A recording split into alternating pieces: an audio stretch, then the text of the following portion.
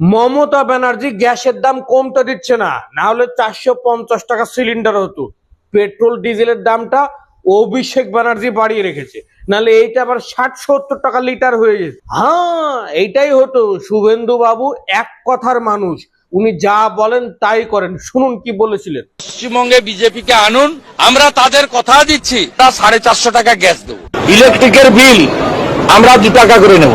Petrol diesel রান্নার গ্যাসে রাজ্য যে শেষ নেয় 295 টাকা সিলিন্ডারে নেয়, 37 টাকা পেট্রোলে নেয়, 30 টাকা ডিজেলে নেয়। গ্যাস পেট্রোল ডিজেল আমরা শেষ নেব না। এবার বুঝতে পারলেন তো? তার মানে এখানে শুভেন্দু বাবু মহাশয় উনি স্পষ্ট করে বলে দিয়েছেন যে আমরা শেষ নেব না, আমরা 450 টাকায় গ্যাস দেব, 2 টাকা করে ইলেকট্রিক বিল। তা ওনার কোনো দোষ আমি খুঁজে পাচ্ছি না। হয় মমতা ব্যানার্জি, নাহলে অভিষেক ব্যানার্জি, নাহলে অন্য কেউ জাদু ফাদু করে এটা আটকে রেখেছে, নাহলে নিশ্চয়ই এতদিন কমে যেত। আপনারা কি বলেন?